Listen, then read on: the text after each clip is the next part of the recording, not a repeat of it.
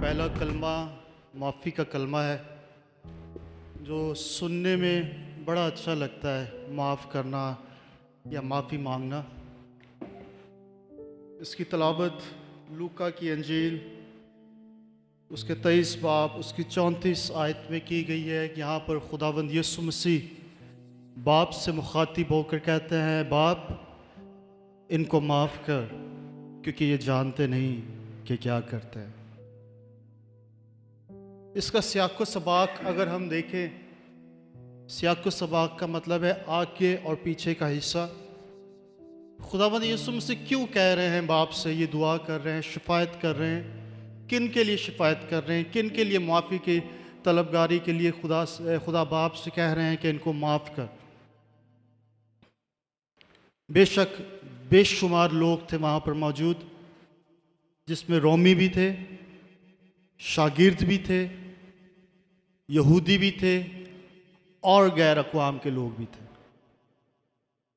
अगर ये पूरा संडे का एक सरमन होता तो बहुत तफसील से हम इस बात को सीख सकते थे, लेकिन क्योंकि ये आज खुसूसी 7 कलमात पेश किए जाने हैं तो मुख्तसर वक्त में इसका तारुफ ही बयान किया जा सकता है, तो मैं इसको बताने की कोशिश करूँगा।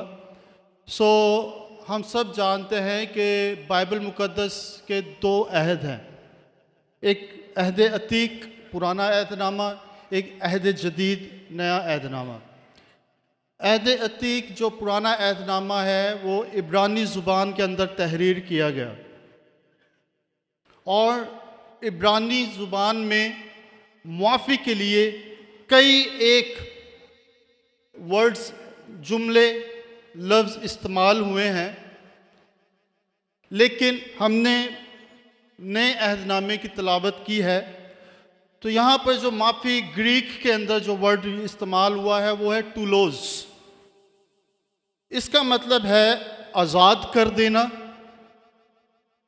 बरी कर देना, किसी को छोड़ देना। यानी कि आपकी वो गिरफ्त में आ सकता है, आपने उसे पकड़ लिया है, लेकिन आप उसे आज़ाद कर दें, उसे रहा कर दें, उसे छोड़ दें। खुदावंद यीशु मसीह जिसकी याद में आज आलमगीर कलीसिया गुड फ्राइडे पाक मुबारक जुम्मे की याद को मना रहे हैं, इस वक्त वो सलीब के ऊपर थे और सुबह 9 बजे से ले जुमे रात को जब फसह की ईद होती है वहाँ से ही आगाज़ हो जाता है बागे गतसमनी के, जब खुदावंद यीशु मसीह शागिर्दों के साथ बागे गतसमनी के अंदर मौजूद होते हैं और वो सारे फसा कर बाग के अंदर आते हैं और खुदावंद यीशु मसीह उनसे, जब हम 22 बाब पढ़ते हैं तो यहाँ पर पीछे सारा पस मंज़र लिखा हुआ है। वहाँ पर खुदावंद यीशु मसीह शागिर्दों से थोड़ा सा अलग होकर दुआ करने जाते हैं, और वहीं पर वो जुमला या वो आयत, वो बहुत बड़े अल्फाज खुदावंद यीशु मसीह के ज़ुबान मुबारक से निकले, हो सके तो ये प्याला मुझसे टल जाए, लेकिन मेरी मर्जी नहीं बल्कि तेरी मर्जी हो। वहाँ पर भी वो बाप से मुखातिब होकर कहता है कि हो सके तो ये प्याला मुझसे टल जाए, लेकिन मेरी मर्जी नहीं बल्कि मेरे बेचने वाले की, मेरे आसमानी बाप की मर्जी पूरी हो।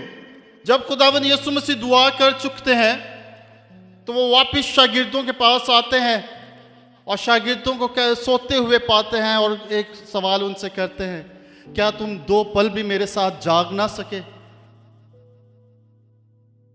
और इससे पहले कि खुदावंद यीशु मसीह पकड़वाए जाते, वो इब्ने आदम के बारे में बता चुके थे, अपने बारे में बता चुके थे कि अब वक्त है कि इब्ने आदम पकड़वाया जाए। हम में से कोई भी शख्स दुनियावी तौर पर, ख़ानदानी तौर पर, दोस्ताना तौर पर और किसी भी रिलेशन के अंदर अगर हो, तो हमें किसी का पता चल जाए कि ये इसके आखिरी अयाम है, तो हम कोशिश करते हैं कि जितना उसके साथ वक्त गुजार सकते हैं उसके साथ वक्त गुजारें। यीशु मसीह भी एक गिला शागिर्दों के साथ करते हैं, क्या तुम 2 पल भी मेरे साथ जाग ना सके? बस उठो और दुआ करो ताकि आजमाइश में ना पड़ो। वहाँ से सामने से पूरा मंजर आपके सामने पेश कर रहा हूँ, लेकिन मैं कोशिश करूँगा इसे जल्दी जल्दी ख़त्म करूँ। वहाँ से सामने से यहूदा इस्करियोती फकी फरीसियों को और रूमी सिपाहियों को लेकर सामने आता है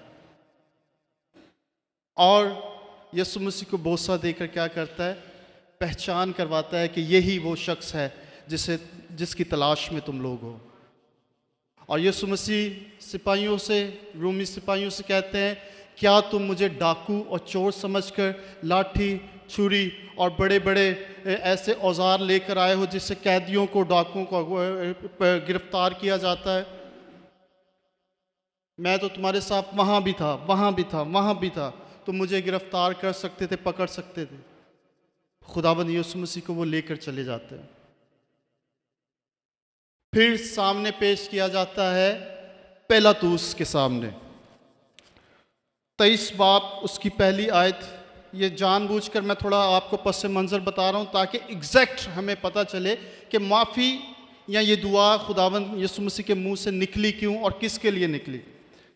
यहाँ पर 23 बाब पहली आयत में लिखा है, फिर उनकी सारी जमात उठकर उसे पिलातुस के पास ले गई और उन्होंने उस पर इल्ज़ाम लगाना शुरू किया कि इसे हमने अपनी कौम को बहकाते और कैसर को खराज देने से मना करते और अपने आप को मसीह बादशाह कहते पाया है। पिलातुस ने उससे पूछा, क्या तू यहूदियों का बादशाह है? यहाँ पर पिलातुस सवाल करता है खुदावंद यीशु मसीह से, और वो सवाल है कि जो हम पाम संडे को कह रहे थे कि यीशु मसीह को शाहाना तौर पर इस्तकबाल किया गया और बतौर बादशाह उसे कबूल किया जा रहा था। यहाँ पर पिलातुस भी यीशु मसीह से कहता है, क्या तू यहूदियों का बादशाह है? यीशु मसीह ने कहा, यीशु मसीह ने अपनी ज़ुबान से नहीं कहा कि मैं बादशाह हूँ। यीशु मसीह ने जवाब में कहा, तू खुद कहता है कि मैं यहूदियों का बादशाह हूँ। 5वीं आयत में, 4थी आयत में पिलातुस ने सरदारों और आम लोगों से कहा, मैं इस शख्स में कुछ कसूर नहीं पाता। जब पिलातुस सवाल जवाब कर रहा है खुदावंद यीशु मसीह से, तो पिलातुस यीशु मसीह को बेगुनाह, बेऐब करार देता है। और ज़ुबानी अब मैं आपको बताता हूँ, अगर हम तब जाएंगे तो शायद टाइम बहुत ज़्यादा हो जाएगा। यहाँ पर पिलातुस यीशु मसीह को रहा कर देना चाहता है, और रहा कर दिया है उसने अपने लफ्ज़ों से, अपने जुमलों से। लेकिन सरदार काहिन जो थे, फ़की जो थे, इस्राएली जो रहनुमा थे, वो हरगिज़ नहीं चाहते कि यीशु को आज़ाद किया जाए। वो आगे जब वो पिलातुस उसे रिहा करना चाहता है यीशु को, वो किसी न किसी तरह से इल्ज़ाम लगाकर उसे फंसाना चाहते हैं। लेकिन वो कहते हैं कि इसने गलील में भी लोगों को बहकाने की कोशिश की थी। फिर पिलातुस कहता है अच्छा ये गलीली है, इसका मतलब है तो इसे हेरोदीस के पास ले जाया जाए, क्योंकि गलील के अंदर हेरोदीस की बादशाहत थी, हुक्मरानी थी। और उन्हीं दिनों में बाइबल मुकद्दस में यहाँ लिखा हुआ है कि हेरोदीस भी यरूशलेम में किसी काम से आया हुआ था। जब हेरोदीस को पास खुदावंद यीशु मसीह को लेकर जाया जाता है तो हेरोदीस पहले से ही यीशु मसीह को देखने के लिए मुश्ताक था, तलबगार था, क्योंकि उसने लोगों से सुना था कि यीशु मौजज़ात करता है। बहुत बड़े बड़े मौजज़ात यीशु ने किए हैं, बहरों को कान दिए हैं, गूंगों को ज़ुबान दी है, मुर्दों को जिंदा किया है। यहाँ पर हेरोदीस के सामने जब खुदावंद यीशु मसीह को पेश किया गया तो यहाँ पर हेरोदीस चाहता था कि यीशु कोई मौजज़ा करके दिखाए, लेकिन यीशु ने वहां पर कोई मौजज़ा ना किया। यीशु मसीह को उकसाया गया कि किसी तरह कोई मौजज़ा करे। हमने जीसस फिल्म देखी है, वहां पर इस मौके के ऊपर एक रूमी सिपाही उसे यीशु मसीह को थप्पड़ मारता है और कहते हैं बता कि किसने तुझे थप्पड़ मारा है। अगर तू खुदावंद है और तू मौजज़े करता है तो तुझे ये भी मालूम होगा कि इस वक्त तुझ पर किसने थप्पड़ मारा है, किसने हाथ उठाया है। यीशु मसीह किसी बहकावे में, किसी उकसानेपन पे नहीं आते, बल्कि वो अपनी ज़ुबान को बंद रखते हैं और जो प्रोसेस, जो अमल चल रहा होता है उसमें से गुजरते चले जाते हैं। हेरोदीस भी यीशु मसीह को सज़ा नहीं देता। वो वापस पिलातुस के पास कहता है कि मैं इसे सज़ा देने के लायक नहीं हूं, इसे पिलातुस के पास वापस भेज दिया जाए। फिर पिलातुस के पास जब खुदावंद यीशु मसीह आते हैं, फिर मुकदमा चलता है, फिर अदालत होती है। पिलातुस बारहा चाहता है कि मसीह को रिहा कर दिया जाए, यीशु को किसी न किसी तरह आज़ाद कर दिया जाए। वो कहता है हर ईद के मौका पर तुम्हारे लिए एक कैदी को रिहा किया जाता है, तो मैं इस ईद के मौका पर इसे तुम्हारे वास्ते छोड़ देता हूं। वहां पर फिर सरदार काहिन, यहूदियों के रहनुमा, अगर पिलातुस तू रिहा करना ही चाहता है तो हम बराबा को मांगते हैं कि बराबा को तू रिहा कर दे। इस ईद के मौका पर अगर तू किसी कैदी को रिहा करना चाहता है तो हम इसको रिहा होते हुए नहीं देखना चाहते, बल्कि बराबा को तो हमारे वास्ते रिहा कर दे। और बराबा के बारे में लिखा है कि वो बहुत बड़ा उस वक्त मुजरिम था, जिसने रूमी हुकूमत का तख्त उलटने की, बगावत करने की कोशिश की थी। बराबा को छुड़वा लेते हैं, आज़ाद करवा लेते हैं, यीशु मसीह पर लान तान करते हैं, इल्ज़ाम लगाते हैं और हत्तुल मकदूर उनकी कोशिश होती है कि किसी न किसी तरह मसीह को मसलूब करवा दिया जाए। जल्दी से मैं आगे बढ़ता हूँ। 23 बाब की 27 आयत में यहाँ लिखा है, और लोगों की एक बड़ी भीड़ और बहुत सी औरतें जो उसके वास्ते रोती पीटती थीं उसके पीछे पीछे चलीं। यीशु ने उनकी तरफ फिर कर कहा, ऐ यरूशलेम की बेटियों, मेरे लिए ना रो, बल्कि अपने और अपने बच्चों के लिए रो, क्योंकि देखो वो दिन आते हैं जिनमें कहेंगे मुबारक हैं बांझें और वो रहम जो बार बार ना हुए, और वो छातियाँ जिन्होंने दूध ना पिलाया। उस वक्त वो पहाड़ों से कहना शुरू करेंगे, हम पर गिर पड़ो, और टीलों से कहें हमें छुपा लो, क्योंकि जब हरे दरख्त के साथ ऐसा करते हैं तो सूखे के साथ क्या कुछ ना किया जाएगा। और 32 आयत में लिखा है, और वो 2 और आदमियों को भी जो बदकार थे लिए जाते थे उसके, ताकि उसके साथ कत्ल किए जाएं। जब वो उस जगह पर पहुँचे जिसे खोपड़ी कहते हैं, तो वहाँ उसे मसलूब किया, और बदकारों को भी एक को दाहिनी और दूसरे को बाईं तरफ। और यीशु ने फिर जो कलमा हमने पहले ही आयत में तिलावत किया था, तब खुदावंद यीशु जब सलीब पर चढ़ गए हैं, तब वो इस सारे अमल को जो पीछे गुजर गया है उसके लिए भी, और आगे जब 25 आयत में लिखा है कि जो लोग खड़े देख रहे थे सरदार ठट्ठे मारते और कहते थे, तूने औरों को बचाया, तू अपने आप को भी बचा। मैंने पीछे का मंजर आपको बताया, अब आगे का बता रहा हूँ। सरदार काहिन, रूमी सिपाही और वो लोग जो सलीब के पास खड़े थे ताने मार रहे थे, मजाक उड़ा रहे थे, ठट्ठा कर रहे थे और कह रहे थे तूने औरों को बचाया था, अपने आप को भी बचा। अगर ये खुदा का मसीह और उसका बरगुज़ीदा है तो अपने आप को बचाएगा। सिपाहियों ने भी पास आकर सिरका पेश करके उस पर ठट्ठा मारा और कहा, अगर तू यहूदियों का बादशाह है तो अपने आप को बचा। और एक नविश्ता भी उसके ऊपर लगाया गया कि ये यहूदियों का बादशाह है।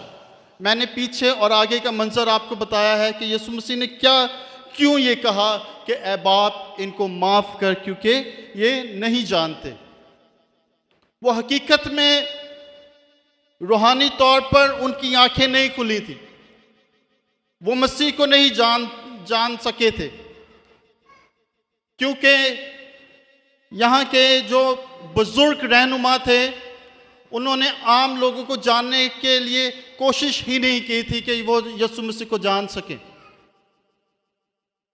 यीशु मसीह ने उनकी लान तान के बावजूद, बुरा भरा कहने के बावजूद, ठट्ठे मजाक ताने मारने के बावजूद भी खुदा बाप से उनके लिए शिफायत ही की कि बाप ये गुनाह इनके ज़म्मे ना लगा। माफ़ी के दो पहलू होते हैं। एक वो माफ़ी होती है जब कोई शख्स माफ़ी मांगे और उसे माफ़ कर दिया जाए, और एक पहलू वो होता है कि किसी शख्स ने माफ़ी मांगी नहीं है लेकिन उसे माफ़ कर देना। कोई एक बहुत ज़बरदस्त खुदा का खादिम है, उसकी कोटेशन है, उसने कहा कि बगैर माफ़ी मांगे किसी को माफ़ कर देना एक बहुत बड़े रूहानी मसीही होने और ईमानदार होने की एक निशानी है। अगर कोई शख्स आपसे माफ़ी नहीं मांग रहा फिर भी आप अपने दिल में उसे माफ़ कर दें, ये खुदा के बेटे या बेटी होने की एक बहुत बड़ी निशानी है। हालेलुया। खुदावंद यीशु मसीह ने भी सलीब पर जान देते हुए, मसलूब होते हुए इन लोगों के लिए जो ठट्ठे मार रहे थे, इन्होंने माफ़ी नहीं मांगी, इकरार नहीं किया। उन्होंने ये नहीं कहा कि हम गुनाह कर रहे हैं, हम गलती कर रहे हैं, हम खता कर रहे हैं, बल्कि उनके बगैर कहे खुदावंद यीशु मसीह ने सलीब पर उनको माफ़ कर दिया। आज मेरी बहनों, मेरे भाइयों, बुजुर्गों, जवानों, बच्चों, अगर हम खुदा के बेटे और बेटियां हैं तो आज हम जिसने हमारा कसूर किया है, कई लोग जाने में और कई लोग अनजाने में एक दूसरे का गुनाह कर जाते हैं, एक दूसरे को तकलीफ पहुंचा जाते हैं। और जब तकलीफ किसी को पहुंचती है तो जो तकलीफ से गुजरता है उसे पता होता है कि किस तरह इस अमल के अंदर, इस सिचुएशन के अंदर, इन हालात के अंदर मैं किस तरह दूसरे को माफ करूं। मैं अक्सर एक बात कहता हूं कि जब मैं छोटा बच्चा था तो हम सोचते थे अगर कोई हमसे माफ़ी मांग रहा है तो हम बहुत बड़े हैं। माफ़ करना, बचपन के अंदर किसी से जाके माफ़ी मांगना, जब छोटे बच्चे हैं वो समझ सकेंगे इस बात को।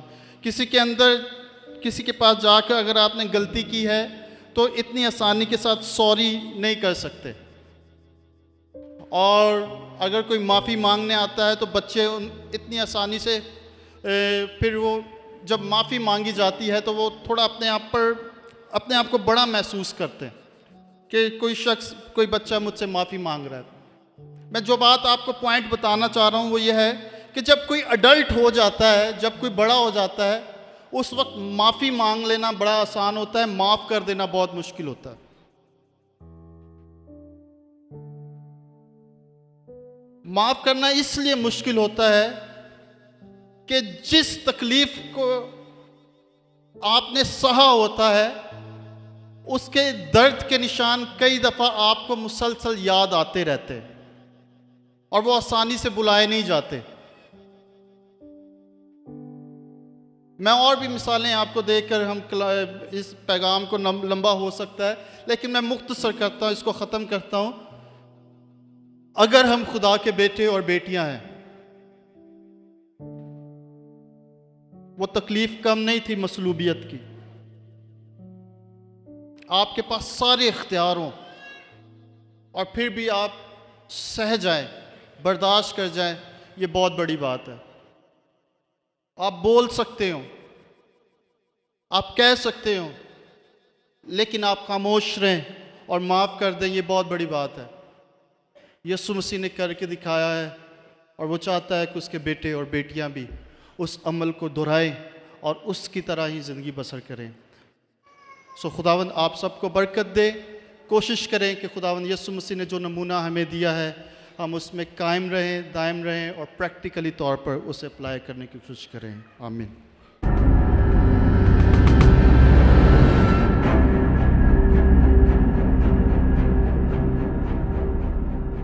तिलावत आपने सुनी है। खुदा के कलाम में लिखा है कि मैं तुझसे सच कहता हूं कि तू आज ही मेरे साथ फिरदौस में होगा।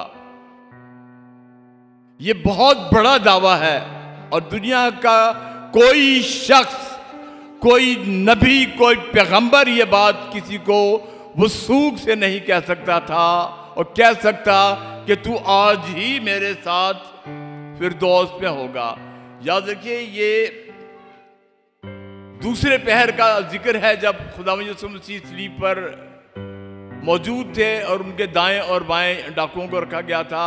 ये दूसरा पहर था और जो आलमीन है वो एक अंदाजे के मुताबिक कहते हैं 9 और 12 बजे के दरमियान ये कलमात कहे गए। और ये कलाम हमें सिखाता है कि आसमान और ज़मीन टल जाएंगे लेकिन यीशु के मुंह की बातें हरगिज न टलेंगी। अगर यीशु मसीह ने उस डाकू से कहा कि तू आज ही मेरे साथ फिरदौस में होगा, तो इसमें शक की कोई गुंजाइश नहीं है, इसके अंदर मुबालगे की कोई गुंजाइश नहीं है, क्योंकि जो कुछ वो कहता है वो करता है, जो कुछ वो कहता है वो हो जाता है। इस मुश्किल घड़ी में याद रखिए, ये बड़ी मुश्किल घड़ी थी और इस मुश्किल घड़ी में बहुत कम ऐसे लोग होते हैं दुनिया के अंदर जिनकी आंखों में यीशु मसीह की पहचान आ जाए। जब हम भी बड़ी उलझन परेशानी में होते हैं तो बाद दफ़ा हमारे जहन काम करना छोड़ देते हैं, फिर हमें खुदा नज़र नहीं आता। यीशु की पहचान आ जाता है इस मुश्किल वक्त के अंदर। जब यीशु की पहचान आ जाए और ज़ुबान पर खुदावंद यीशु मसीह का नाम आ जाए, वो डाकू भी मुश्किल में था और खुदावंद यीशु मसीह जो रज़ाकाराना तौर पर मेरी और आपकी निजात के लिए आसमान उस सलीब पर मौजूद थे, वो भी उस वक्त दुख और तकलीफ की हालत में थे। लेकिन उस डाकू ने जब पहले कलमे में इस बात को सुना, जब यीशु मसीह ने कहा कि ऐ बाप इनको माफ कर, ये नहीं जानते कि ये क्या करते हैं, वो उसने हैरानगी से उस शख्स की जानिब देखा, खुदावंद यीशु मसीह की जानिब देखा कि ये कौन है जो ये बात के दुनिया के उन लोगों के लिए कह रहा है जो उसके दुश्मन हैं। और वो खुदावंद यीशु मसीह के लिए कहा जाता है कि वो बाअमल मौलिम था जिसने करके साबित किया कि मेरे पास ताकत है कि मैं माफ करने की कुदरत रखता हूं।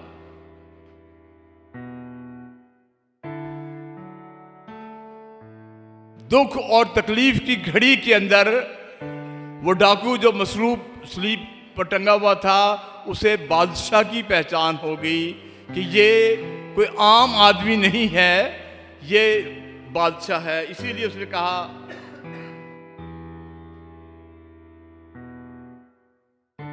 डाकू हैरतज़दा हो गया जब ये बात उसने सुनी कि ये कौन है जो इतनी तकलीफ में अपने दुश्मनों के लिए रहम की अपील कर रहा है,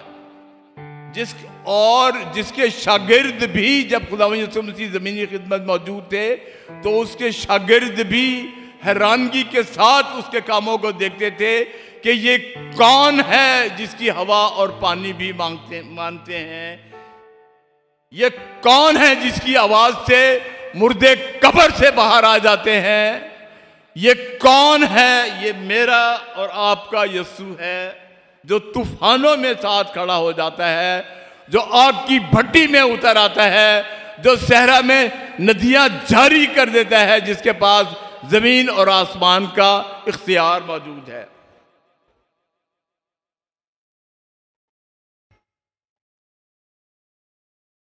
जो 2 मछलियों और 5 रोटियों से 5000 लोगों को सैर कर सकता है, उसकी बराबरी दुनिया का कोई शख्स नहीं कर सकता, उसका सानी कोई नहीं हो सकता, उसका नेमुल बदल कोई नहीं हो सकता, कोई उसके इख्तियारात में शामिल नहीं हो सकता।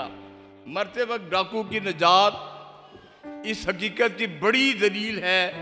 याद रखिए कि अगर दुनिया के अंदर किसी की जिंदगी कितनी भी खराब हो, कितनी भी दलदल के अंदर हो, कितनी भी मुश्किलात के अंदर हो, तो याद रखिए हमारा खुदावंद यीशु मसीह उसे बचाने, नजात देने और उसे पाक करने की कुदरत रखता है। वो डाकू जो किस जुर्म में मौजूद था हम नहीं जानते, लेकिन उस डाकू ने ईमान से उसको देखा और उसने उसे भी नबी सुना दी कि तू आज ही मेरे साथ फिरदौस में होगा। डाकू को ये पूरी आरज़ू थी कि ये मुझे मौत से बचाएगा। उस डाकू की निजात एक मिसाली हैसियत रखती है। मसीह ने उस वक्त उस बदकार डाकू को निजात बख्शी जो खुद को, वो यीशु मसीह खुद दुख की हालत में था और उसने डाकू को निजात बख्श दी। हमारा निजात दहिंदा मरते वक्त एक डाकू को बचाकर अपने मिशन को, जिस मिशन के लिए वो दुनिया में आया था, उसने पूरा किया। और अब जबकि वो जिंदा खुदा बाप के दाहिने हाथ बैठा है, तख्त नशीन है, जो आसमान और जमीन का मालिक है, उसके लिए क्या चीज नामुमकिन है। उसने जान बलब हालत के अंदर, जान कनी की हालत के अंदर अपने मिशन को पूरा किया। और उसका मिशन क्या था कि वो गुनाहगारों को ढूंढने और निजात देने आया है। याद रखिए डाकू जमीन पर खुदावंद यीशु मसीह का आखिरी हमसफर था। शागिर्द छोड़ के चले गए थे, हर किसी ने उसे छोड़ दिया था और डाकू उसका हमसफर था। और यही डाकू फिरदौस के अंदर पहला शख्स था जो खुदावंद यीशु मसीह के इस्तकबाल के लिए फिरदौस के दरवाजे पर मौजूद था, जिसने यीशु मसीह को कहा था कि जब तू अपनी बादशाही में जाए तो मुझे याद करना। आज यही पुकार मेरे और आपके लिए है कि हम जब जब खुदा की हुजूरी में आते हैं, जब जब खुदा के पास आते हैं, और अगर हमने अब तक निजात नहीं पाई तो याद रखिए निजात ना पाने वाला सज़ा का लायक है। खुदा का कलाम ये फरमाता है। और यीशु अल मसीह जिसका मिशन ही निजात देना है और जिसने आपको मुकर्रर किया है कि आप इस ज़मीन पर रहते हुए लोगों की निजात के लिए कोशा हों, कोशिशें करें, दुआ करें लोगों के लिए, ये आपकी और मेरी जिम्मेदारी है। और अगर हम ऐसा नहीं करते तो इसके लिए हम जवाबदेह होंगे। हम सब कुछ जानते हुए भी उस पर, यीशु पर ईमान क्यों नहीं लाते। वो डाकू जो मरने वाला था वो यीशु पर ईमान ले आया। वो ना आदमी से झिझका, ना शर्माया, उसने मसीह का दामन पकड़ लिया और जब उसने मसीह का दामन पकड़ लिया तो फिर उसकी कुदरत ने उसके दिल के अंदर वो ईमान पैदा कर दिया जो पहाड़ों को हिला देता है। और उसी ईमान से उसने इस बात को कबूल कर लिया कि मेरे लिए फिरदौस के दरवाजे खुल गए हैं। और उसने इस बात का इकरार किया, इस बात का ऐलान किया, फरियाद की कि ऐ खुदावन जब तू अपनी बादशाही में आए तो मुझे याद करना। याद रखिए, तौबा कभी देर से नहीं होती, तौबा के दरवाजे कभी बंद नहीं होते। तौबा के लिए हर वक्त खुदा खोए हुए की राह देखता है। वो 199 भेड़ों को छोड़कर एक के पीछे जाता है, क्योंकि उसको उसकी फिक्र है, वो उसका मिशन है, वो आया ही इस मिशन की तकमील के लिए है। और उसने ये मिशन हमें दिया है कि हम अब इस मिशन को पूरा करें, हम इस मिशन के लिए कोशा हो। नजात हर एक का हक है और उसके लिए ज़रूरी है।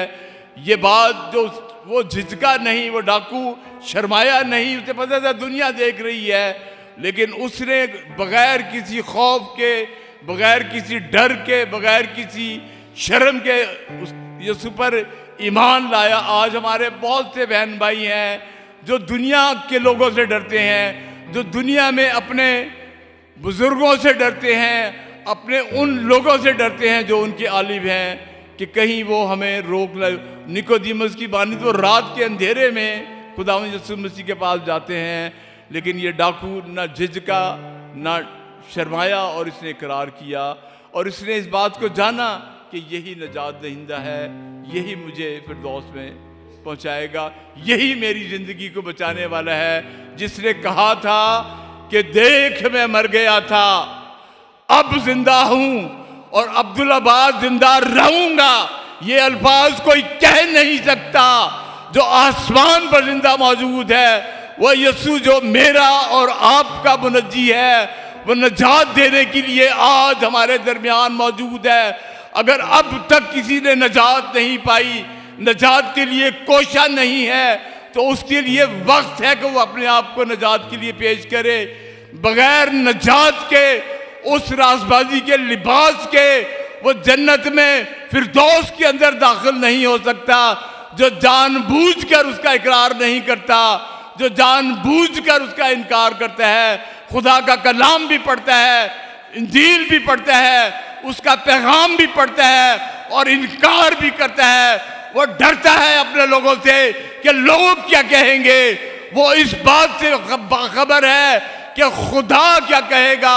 खुदा के बेटे का मिशन उसके लिए है कि वो जिंदगी पाए और कसरत की जिंदगी पाए, वो हमेशा जिंदा रहे, क्योंकि उसने कहा जो मुझ पर ईमान लाएगा वो मर भी जाए तो जिंदा रहेगा। आज उन सब के लिए उसका पैगाम है कि तौबा करो, मेरे पास आओ। जिंदगी खुदावंद यीशु मसीह कहता है मेरे पास है। जिंदगी मैं हूँ, दरवाज़ा मैं हूँ, जिंदगी की रोटी मैं हूँ, अच्छा चरवाहा मैं हूँ। कोई ये दावा नहीं कर सकता आज जिसने अब तक नजात नहीं पाई है, जिसके अजीज रिश्तेदारों ने नजात नहीं पाई है, उनके लिए आज का दिन नजात का दिन है। पुकारिए खुदा को, क्योंकि खुदा बदलने की कुदरत रखता है, खुदा तब्दील करने की कुदरत रखता है। हमारा खुदावंद यीशु अल मसीह जो सारी कायनात का मालिक है, जो सारे इख्तियारात का मालिक है, वो पत्थरों को रेजा रेजा कर देता है। वो मार्टिन लूथर को तब्दील कर सकता था, वो अगस्तीन को तब्दील कर सकता था।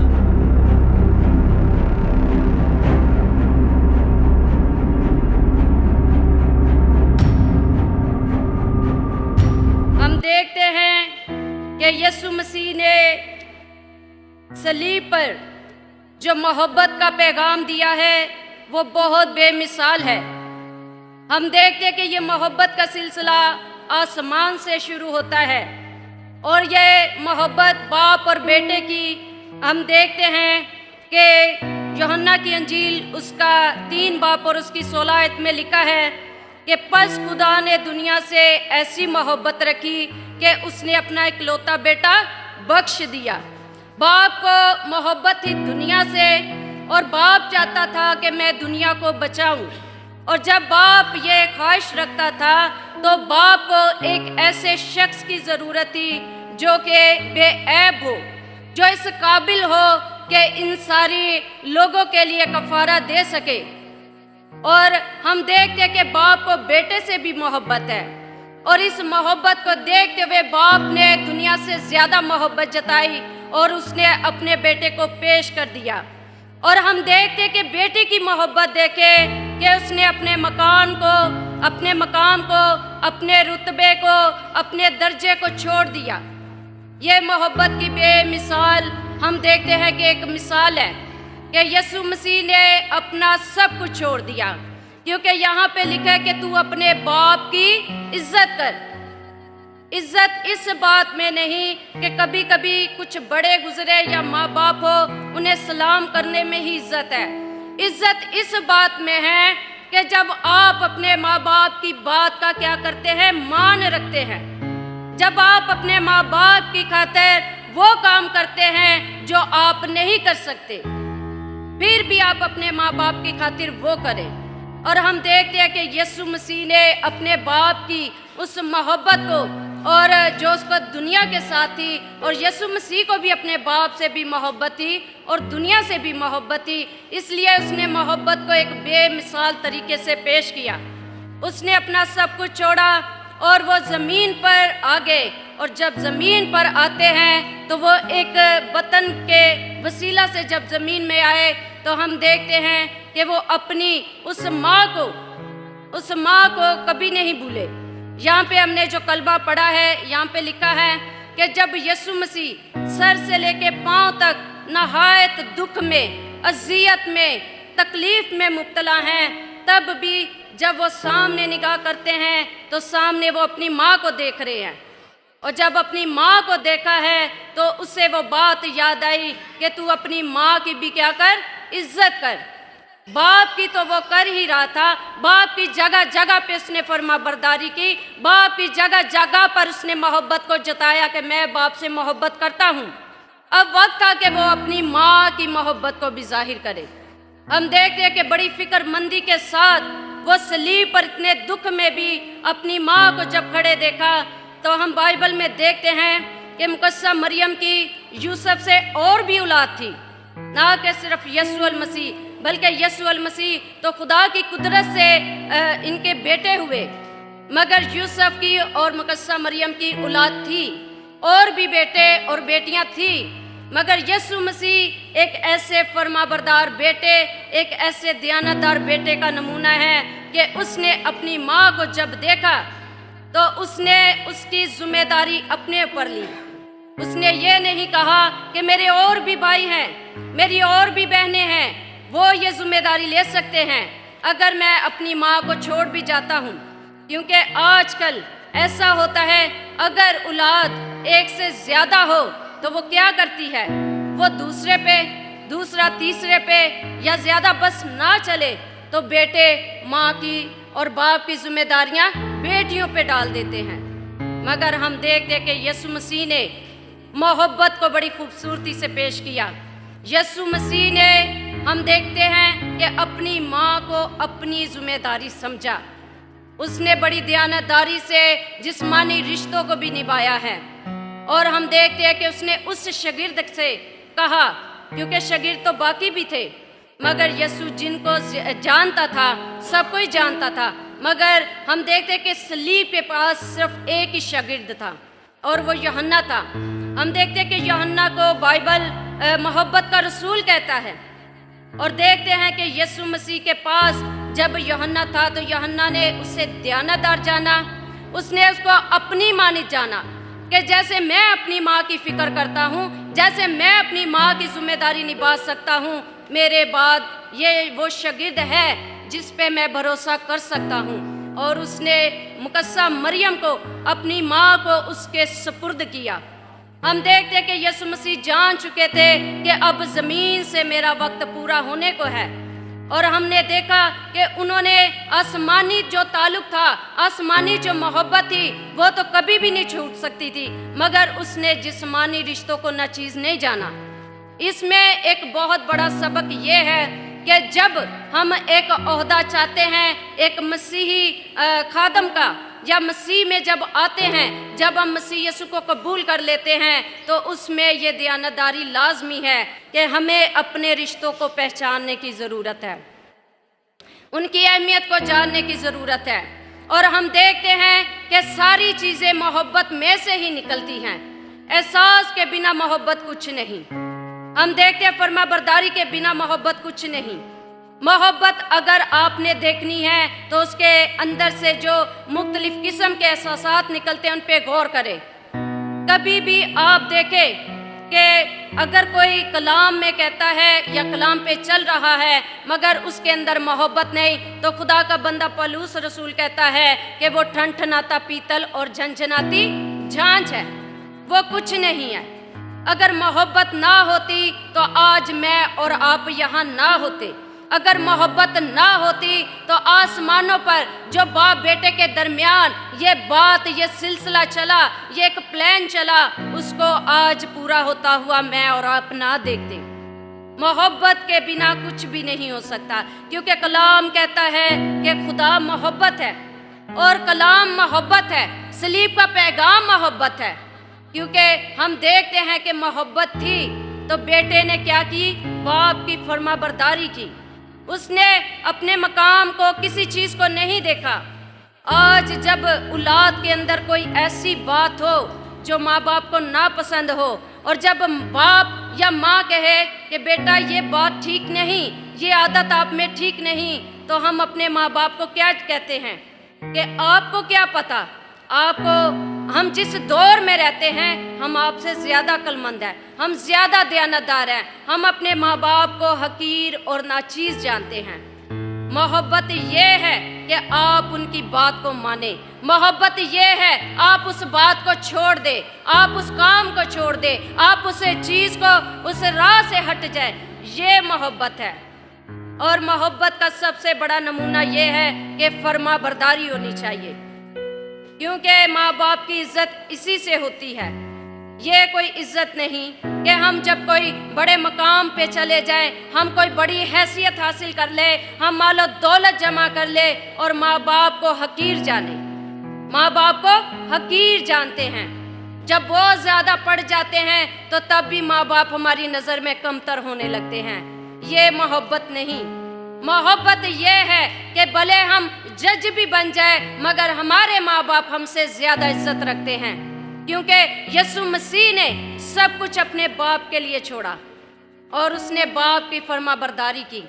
वो यही सिखा रहे हैं कि जब जब आप इस कलाम को सुने, इस कलमे को सुनते हैं, तो इस मोहब्बत को अपने अंदर आने दें, इसका असर होने दें। जब तक ये मोहब्बत हमारे अंदर असर नहीं करती, हम कुछ भी नहीं। दुआ करना बेफ़ायदा है, हमारा रोज़ा रखना बेफ़ायदा है, हमारा इतना वक्त या इतनी उम्र खुदा में गुजारना बेफ़ायदा है। फ़ायदा तब होगा जब आप खुदा के कलाम से मोहब्बत रखें। फ़ायदा तब होगा जब यीशु मसीह की इस कुर्बानी की अहमियत को जानते हुए खुदा बाप से और खुदा बेटे से मोहब्बत रखें, और फिर उसके साथ साथ इस कलाम को पढ़े, इसके साथ साथ इस कलाम की तरबियत को देखे कि खुदा का कलाम हमें क्या सिखाता है। हम देखते हैं कि खुदा के कलाम में कभी भी ये नहीं कहा गया आप सुने और सुनकर घर चले जाएं, आप सुने और सुन हो जाएं, बल्कि खुदा का कलाम हम पैदाइश से लेके मकाशवा तक देखते हैं तो कुछ करने के लिए कहता है। खुदा का कलाम जिंदा है और वो जिंदा होने का एहसास देता है। अगर जिंदा है तो जिंदा होने के काम भी जाहिर होने चाहिए। हमारे अंदर ऐसे काम हो कि कोई देखने वाला कहे कि हाँ ये वो जिंदा खुदा के लोग हैं, जिन्होंने, जिस खुदा ने इनसे ऐसी मोहब्बत की। आज वो मोहब्बत मेरे और आपके अंदर हो और वो मोहब्बत एक चश्मे की तरह फूट निकले और वो बहुत सारी जिंदगियों को सैराब करे। यीशु मसीह यही चाहते हैं। यहाँ पर जो उन्होंने रिश्ते निभाने का एक नमूना दिया है, वो ये नहीं कहते कि सिर्फ ये मैंने करके दिखाया, आपने सुनना है और ख़त्म। हर साल मैंने और आपने सुना मगर इसको अनसुना कर दिया। ये एक रस्म की तरह है, हर साल सुनना और ख़त्म। नहीं, यीशु मसीह ने दिखाया कि जब तक खुदा बाप के साथ आपकी मोहब्बत नहीं होगी तब तक आप जिस्मानी रिश्तों को नहीं समझ पाएंगे। अगर आप जिस्मानी रिश्तों को समझना चाहते हैं तो पहले बाप की फरमाबरदारी करें, पहले बाप के साथ मोहब्बत बढ़ाएं। बाप, ये मेरी माँ, ये वो मेरे पड़ोसी, ये वो मेरे रिश्तेदार, ये वो मेरे बहन भाई हैं जिनसे मुझे मोहब्बत करनी है। आप देखें कि कलाम कहीं पर भी ये नहीं कहता कि अगर आप खिदमत करते हो तो आप अपने घर में, आप अपने घर के लोगों में ऐसी दयानतदारी ना दिखाएं, बल्कि कलाम कहता है अगर कोई खादम का ओहदा चाहता है तो पहले वो अपने घर का क्या करे, बाखूबी इंतज़ाम करे, वो बंदोबस्त करे, वो जिम्मेदार हो। यहाँ पर यीशु मसीह ने इस कलमे को इसमें इसलिए बयान किया है मैं और आप इन जिस्मानी रिश्तों को समझ सके। ना ये मामूली हैं, ना ये बेकदर हैं, इनकी कदर भी है और ये बड़े ख़ास रिश्ते हैं। क्योंकि हम देखते हैं कि आसमान पर एक रिश्ता जुड़ा और वो रिश्ता आज ज़मीन पर जाहिर हुआ कि बाप और बेटे ने क्या की है, मोहब्बत को दिखाया और बेटे ने सलीब पर खुद को बलिदान कर दिया। किन के लिए? मेरे और आपके लिए। हम खुदा के रिश्तेदार नहीं थे, हम यीशु के भी रिश्तेदार नहीं थे, मगर रिश्तेदार तब बने जब उसने हमसे मोहब्बत की, जब हम मोहब्बत को जानते भी नहीं थे, जब हमें पता भी नहीं कि मोहब्बत है क्या चीज़। उसने, बाप ने मोहब्बत करके दिखाया अपने बेटे को बख्श के, और बेटे ने मोहब्बत दिखाई सलीब पर खुद को बलिदान करके कि मैंने आपसे मोहब्बत की है। उसने कहीं पर भी ना तो बाप से मोहब्बत कम की और ना इंसानों से। हमारा कोई रिश्ता ना था, मगर इस मोहब्बत में आज इतना कायम रिश्ता है कि कभी भी कोई तोड़ना चाहे, इब्लीस वो कभी नहीं टूट सकता। वो अज़ल से ता अब तक जुड़ चुका है। अगर हम इस मोहब्बत की अहमियत को समझे, इस मोहब्बत को हम अपने दिलों में असर करने दें, अपने घरों में असर करने दें, तो फिर देखें ये मोहब्बत कैसे खूबसूरती से हमारी ज़िंदगियों में, हमारे घरों में नज़र आएगी। फिर ये यीशु मसीह की मोहब्बत को कुछ ना कुछ फ़ायदा पहुँचेगा कि हाँ, जो मैंने जान दी उसका ये फ़ायदा है कि बहुत सारी ज़िंदगियाँ जो मोहब्बत से नावाकिफ़ थी, आज वो सब मोहब्बत में मेरे साथ खुदा बाप के बेटे और बेटियों की सूरत में जुड़ चुकी हैं। इसलिए इस कलमे को बयान किया गया, और ये कलमा भी मोहब्बत का है। बाप और बेटे की मोहब्बत, और बेटे की माँ के भी साथ मोहब्बत। हम देखते कि यहाँ पे लिखा है कि जब यीशु मसीह ने सलीब के पास अपनी माँ को देखा तो अपने शागिर्द को, जो दयानतदार, जो अक्लमंद और जिस पर वो भरोसा कर सकता था, उसके हवाले किया। इसके बाद यीशु मसीह ने अपने आप को महसूस किया होगा कि अब मैं अपने इस जिस्मानी फ़र्ज से भी क्या हूँ, बरी हूँ। और इसके सिखाने का, बताने का यही मतलब है कि मैं और आप भी ऐसा ही करें। हाँ, मैं और आप भी ऐसी मोहब्बत रखें, और हमारा रिश्ता खुदा के साथ लाजमी जुड़ा होना चाहिए। जब तक आपके दिल में खुदा की मोहब्बत नहीं, आप कुछ भी नहीं। क्योंकि इब्लीस कभी भी आपको मोहब्बत करने नहीं देगा, वो कभी आपके रिश्तों को अहमियत देने ही नहीं देगा। हमेशा वो आपको क्या करेगा, सख्त, आपके दिल को सख्त करेगा। आप ऐसी निकम्मी हरकतें करेंगे कि खुदा पर या कलाम पर या जो खिदमत आप करते हैं वहाँ पर हर कोई क्या करेगा, उंगली उठाएगा। मगर खुदा ऐसा नहीं चाहता, क्योंकि मोहब्बत क्या करती है, सब्र करती है, बर्दाश्त करती है। मोहब्बत क्या है, नरम हो जाती है, रहम करती है, उसमें तरस है, उसमें एहसास है, उसमें जिम्मेदारी है। अगर मोहब्बत होगी तो, और ये मोहब्बत सिर्फ और सिर्फ खुदा के साथ जुड़ी होगी, तो तब ही हमारे अंदर ये सारी चीज़ें आएंगी। आज के कलाम के बस खुदावंद मुझे और आपको ऐसा करने का फजल दे, आमीन।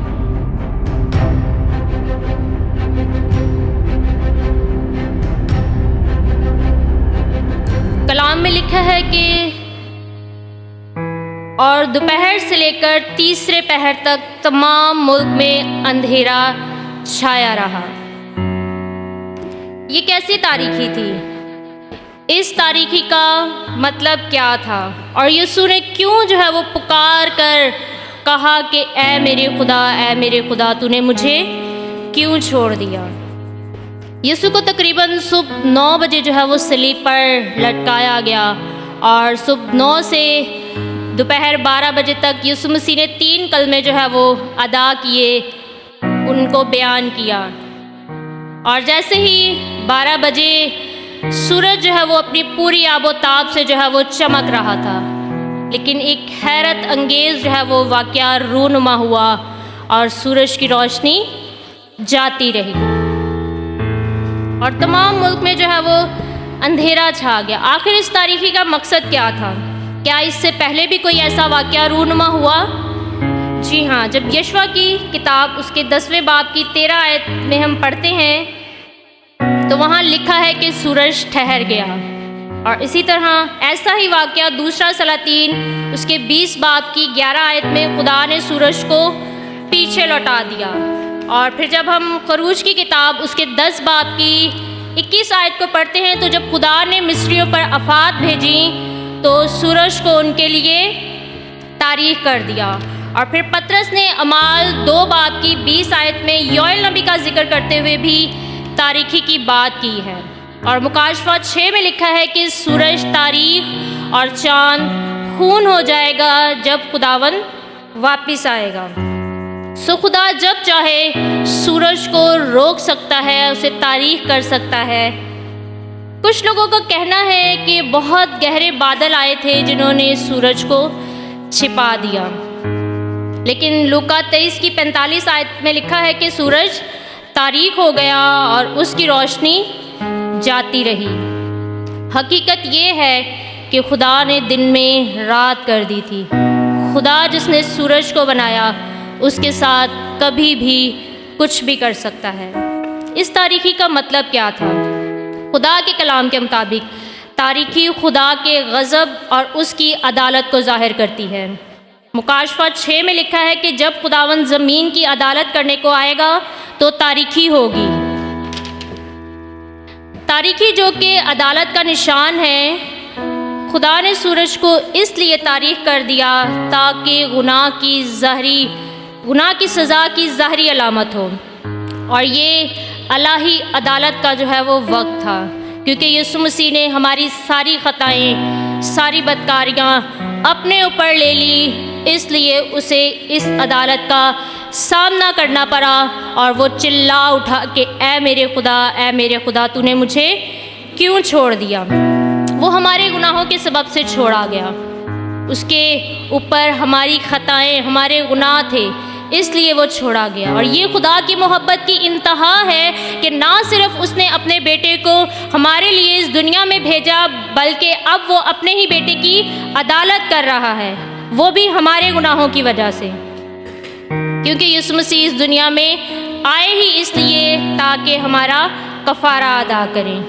वो गुनाह के बग़ैर था, मगर हमारे गुनाहों को अपने ऊपर लेकर इस वक्त वो खुदा के गज़ब का सामना कर रहा है ताकि हम उस गज़ब से बच जाएं।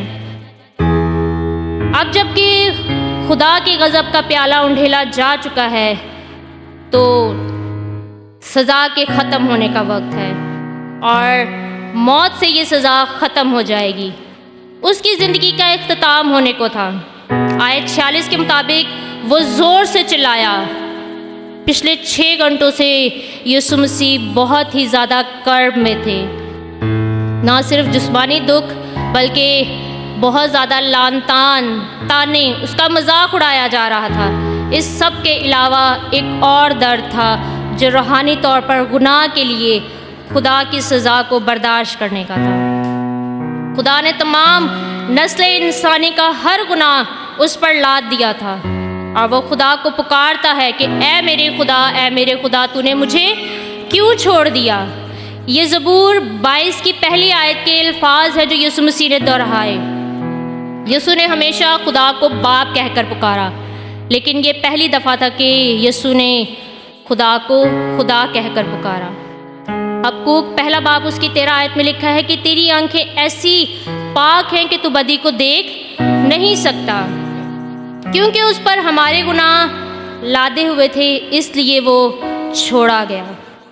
और खुदा, क्योंकि खुदा पाक है और उसकी नज़र जो है वो बदी को देख नहीं सकती, और खुदा जो है वो किसी भी गुनहगार के साथ रफ़ाकत नहीं रखता। इसलिए यीशु मसीह जो है वो चिल्ला उठे कि ऐ मेरे खुदा तूने मुझे क्यों छोड़ दिया। सो खुदा जो नूर है उसमें कोई भी तारीकी नहीं है।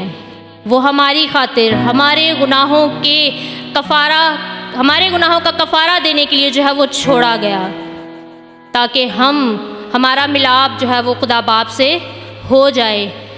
वो गुनाह, वो जुदाई जो बागे अदन में आदम और हवा के गुनाह करने के सबब से इंसान और खुदा के दरमियान में आई, यीशु मसीह ने अपना बदन देकर, अपना खून देकर कफ़ारा अदा किया, ताकि इंसान का और बाप का फिर से मिलाप हो जाए। सो मेरे अजीज़ों, गुनहगार खुदा की हुजूरी में ठहर नहीं सकते। गुनहगार खुदा की हुजूरी से दूर कर दिए जाते हैं। अगर हमारी ज़िंदगियों में गुनाह है, हमारी ज़िंदगियों में नापाकी है, तो फिर हमें इस बात को सोचने की ज़रूरत है कि हम खुदा की हुजूरी से दूर कर दिए जाएंगे। लेकिन अगर यीशु मसीह ने अपनी जान कुर्बान करके हमारे लिए कफ़ारा अदा कर दिया है, तो लाजिम ये बात है कि हम अपनी ज़िंदगी जो है वो खुदावंद को दें और उस कफ़ारा पर जो है वो ईमान लाएं और अपनी ज़िंदगी जो है वो खुदा के और उसके कलमे के जो है वो सुपुर्द करें। खुदावंद मुझे और आपको इस कलाम पर अमल करने की तौफीक अता करें। आमीन।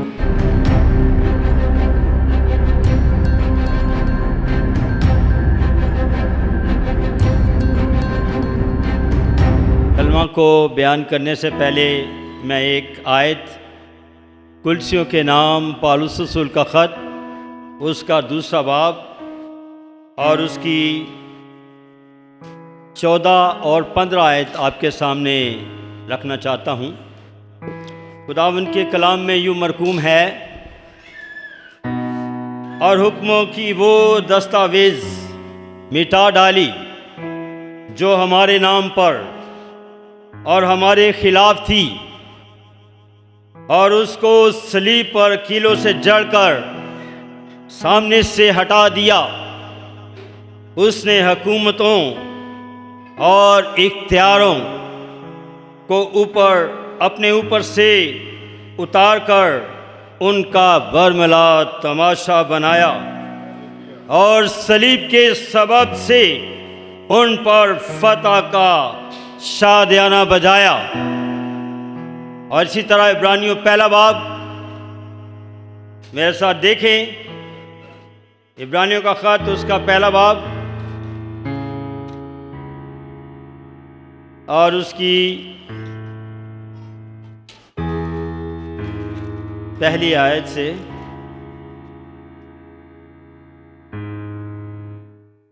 खुदावंद के मुक़द्दस कलाम में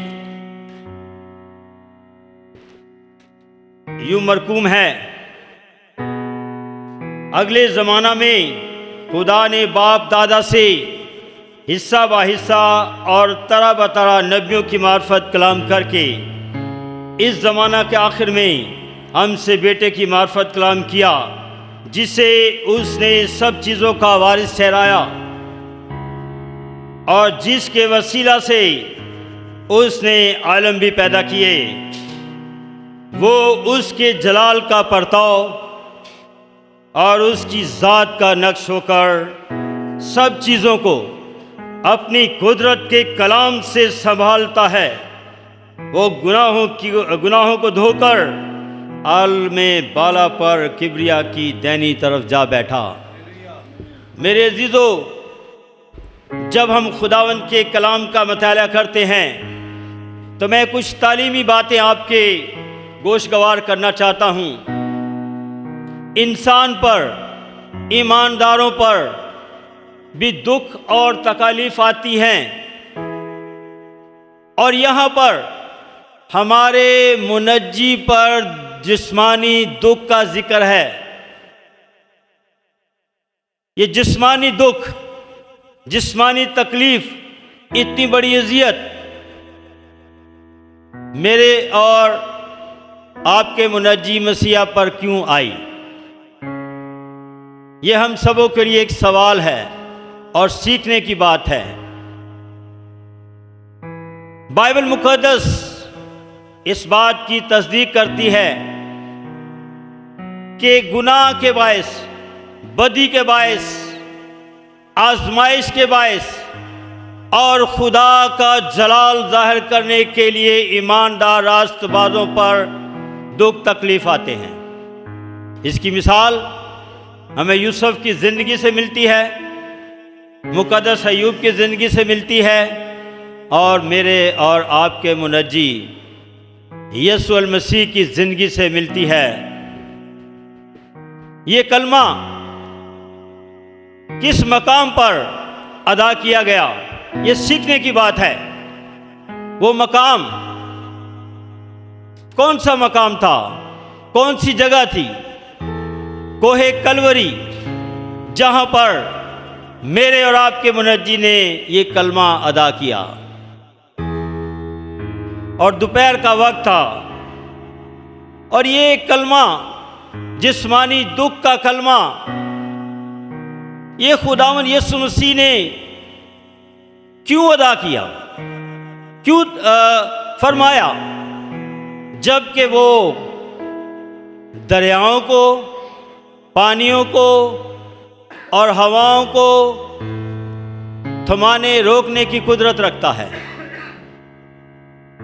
जबकि उसने इस सामरी औरत को कहा कि अगर तुम मुझसे मांगती तो मैं तुझे जिंदगी का पानी देता। वो जिसने मुर्दों को जिंदा किया, वो जिसने बीमारों को अच्छा किया, वो जो अपने कुदरत के कलाम से ज़मीन और आसमान को खलक करने वाला है, वो इब्तिदा में ही खुदा के साथ था। उसके वसीला से सब चीज़ें मार्फत वजूद में आईं। लेकिन आज हम देखते हैं इस कलमा में वो कहता है मैं प्यासा हूं। यीशु मसीह की बदनी हालत इस तरह थी, गौर करने की बात है, ध्यान देने की बात है, सोचने और खुदावंद यीशु मसीह के दुखों को अपने सामने रखने की जरूरत है। जख्मों से बदन छलनी हो गया, छलनी छलनी हो गया कोड़ों की मार से, हाथ पांव जख्मी, पीठ और सर जख्मी, कीलों और कांटों के ताज से जिस्म से खून जारी हो रहा है और पसीना खून के साथ बह रहा है। खुदावंद यीशु मसीह की इस जिस्मानी दुख और इस तरह की सूरत हाल, इस तरह की हालत हमें बाइबल में किसी नबी के बारे में नहीं मिलती। इसकी कोई मिसाल ही नहीं है। ये जिस्मानी दुख अजीम दुख और एक अजीम वाक़या की निशानदही करता है और ये हमें समझाता है, ये वाक़या, ये कलमा हमें यीशु की कदर करने का दर्स देता है। उसने किसकी खातिर दुख सही? जो पूरी कायनात को खलक करने वाला और संभालने वाला, उसने ये कलमा क्यों अदा किया? मेरे जीतो, खुदावंद यीशु मसीह के इस कलमे को बयान करने का जो इलाही मंसूबा खुदा बाप ने वो बनाया कि इंसान से दोबारा मिलाप हो, क्योंकि बगैर खून बहाए माफ़ी ना थी। और खुदा बाप ने अदन ही से जब आदम और हवा ने गुनाह किया तो खुदा ने आदम और हवा को बागे अदन से निकाल दिया। तो खुदा चूंकि इंसान से बेहद प्यार करता है, खुदा ने उसी वक़्त इलाही मंसूबा तैयार किया कि वो बनी नूं इंसान की निजात के लिए अपने बेटे यीशु को कुर्बान करेगा। इसकी पेशन गोइयाँ हमें ज़बूर 22 और उसकी 15 आयत, 69 उसकी 21 आयत, यसाया 52 13 से 15 आयत, यसाया 53 उसकी 4 ता 5 आयत हमें पेशन गोइयों के बारे में मिलता है। और ये कलमा तमाम पेशन गोइयों की तकमील है। ये कलमा एक ख्वाहिश है, ये कलमा एक तमन्ना है। यीशु मसीह ने सिर्फ सलीब पर यही एक ख्वाहिश की कि मैं प्यासा हूं। मेरे जीजो, अब खुदावन यीशु मसीह को क्या प्यास है? आज भी उसे प्यास है, आज भी वो प्यासा है, उस वक्त भी वो प्यासा था। वो हमारी मोहब्बत का प्यासा है, वो हमारी मोहब्बत का प्यासा है, वो हमारे मिलाप का प्यासा है, वो हमारी रफाकत का प्यासा है, वो हमारी दुआ का मुतमन्नी है, ख्वाहिशमंद है, प्यासा है। शफायत करने वालों की तादाद में इजाफा चाहता है। वो चाहता है कि मेरे लोग जो मेरे नाम से कहलाते हैं मेरे पास आएं, अब्दी आराम पाएं, हमेशा की जिंदगी पाएं। ये है उसकी प्यास। बनी नूं इंसान की निजात का प्यासा है ताकि कोई भी हलाक ना हो,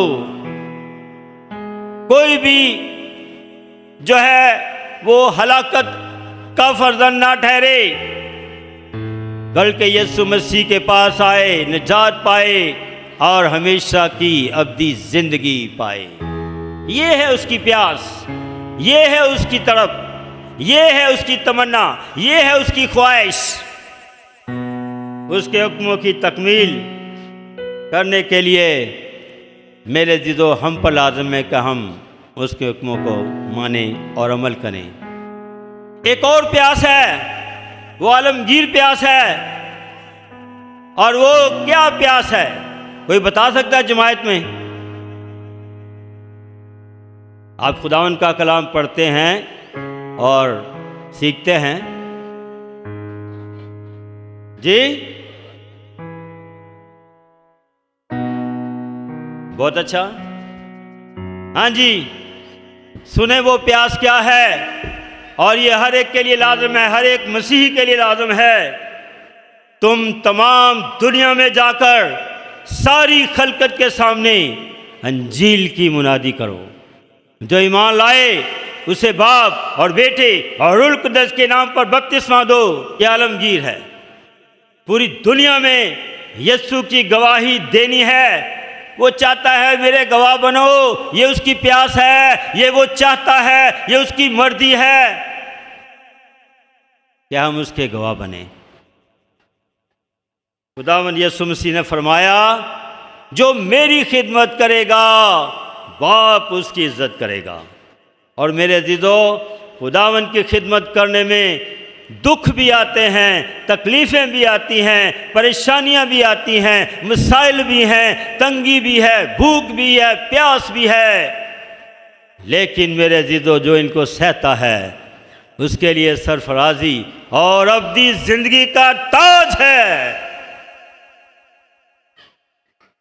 मेरे अज़ीज़ो, हमें क्या करना चाहिए? इब्रानियों का मुसन्नफ फरमाता है, आए मेरे साथ जिनके पास कलाम मुकद्दस है, निकालें इब्रानियों का खत, उसका 3 बाब, उसकी 12 ता 16 आयत। जल्दी से निकालें, वक्त कम है। मेरा ख्याल है कि मैं टाइम ज़्यादा ले रहा हूँ। इब्रानियों 12 और उसकी इब्रानियों 13 उसकी 12 तक 16 है। जल्दी से कोई भी जमायत में तलावत कर सकता है।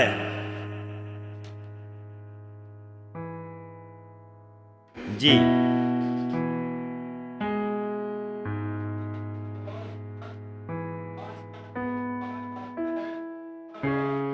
नहीं, इब्रानियों 13। यीशु ने भी उम्मत को खुद अपने खून से पाक करने के लिए दरवाजा के बाहर दुख उठाया। बस आओ उसकी जिल्लत को अपने ऊपर लिए हुए खैमागाह से बाहर उसके पास चलें। खुदा का कलाम फरमाता है उसकी जिल्लत को, उसके दुख को सामने रखते हुए, उसकी प्यास को सामने रखते हुए क्या करें? खैमागाह से बाहर उसके पास चलें, उसके साथ चलें। ये है उसकी प्यास, ये वो चाहता है। अगर हम खुदा से दूर हैं तो मेरे अजीजों खुदावंद के पास आने की ज़रूरत है। एक और हवाला देखिए, 12 इब्रानियों 12 की 28 आयत।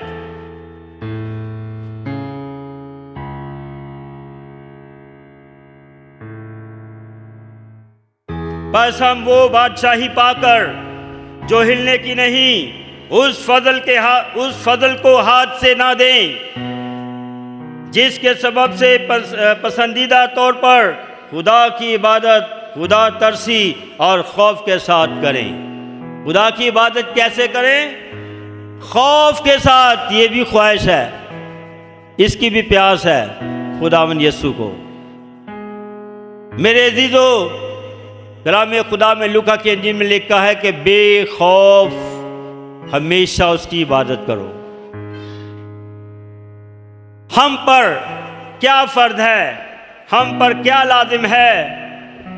हमने अगर यीशु अल मसीह की प्यास की आवाज को सुना है,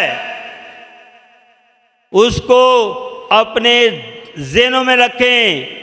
इस पुकार को, इस आवाज को, इस आहट को, इस खुदा के कलमा को अपनी जिंदगी का हिस्सा बना लें। सोचें, गौर करें कि मेरे और आपके मुनज्जी ने जिस्मानी दुख, इतनी बड़ी अजियत, इतनी बड़ी तकलीफ, अजीम कुर्बानी, अजीम दुख, अजीम तकलीफ बाइबल मुकद्दस में यीशु के अलावा और किसी ने इतने दुख नहीं सहे।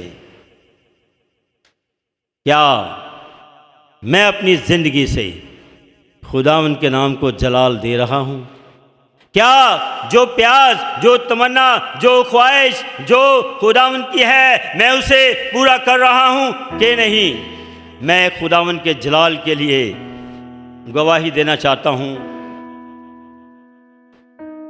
मुझे बहुत से लोगों ने कहा, भाई जेम्स आप तो डरते नहीं हैं, आप तो पुलिस वालों को और फौजियों को भी अंजील दे देते हैं। मैंने कहा खुदावंद यीशु ने कहा बिला खौफ उसकी इबादत करनी है, तो इबादत भी करनी है, गवाही भी देनी है। मैं गुज़श्ता दिनों में ट्रेन में सफ़र कर में लोरेसी में मेरे साथ एक फ़ौजी था, वो रिटायर्ड, उससे मेरी बातचीत हो रही थी। तो उसने 2-3 बातें की, मैंने उसको मुकाशफा की किताब में ले गया। उसने पहले एक सवाल किया, जी अंजील बदल गई है, ये हुआ। उससे बड़ी बातें, अपनी कहानियाँ बताईं। मैंने उसको कहा ज़िंदगी के दरख्त से उसका हिस्सा काट दिया जाएगा जो, और कलाम मुक़द्दस में आपके कुरान शरीफ में लिखा है कि ये तो मुहाफ़िज़ है। मैंने कहा यहाँ मुकाशफा 22 बाब उसको पढ़ाया मैंने कहा ज़िंदगी के दरख्त से उसका हिस्सा काट दिया जाएगा। दूसरी बात, इस किताब में जितनी लानतें हैं उस पर नाज़िल होंगी। वो ये पढ़ के कहते हिल गया। मैं कहते लानता पहन गया। मेरे जीजो गवाही दें, डरे नहीं, घबराए नहीं, क्योंकि यीशु ने क्या कहा कि देखो मैं दुनिया के शुरू से लेकर आखिर तक तुम्हारे, तो कितने हैं जो आदहद करते हैं कि मैं अपने मसीहा की प्यास की आवाज़ को लब्बैक कहूँगा। कितने हैं जो चाहते हैं कि यीशु की तमन्ना, यीशु की ख्वाहिश को अपनी जिंदगी में पूरा होने दें। कोई भी नहीं। Hallelujah, praise Lord. खुदावंद यीशु मसीह ने इतना अजीम दुख हमारी खातिर जिस्मानी दुख बर्दाश्त किया, कोई सह ही नहीं सकता इस तरह का दुख। पेशर ऑफ क्राइस्ट कभी देखें तो रोना आ जाता है।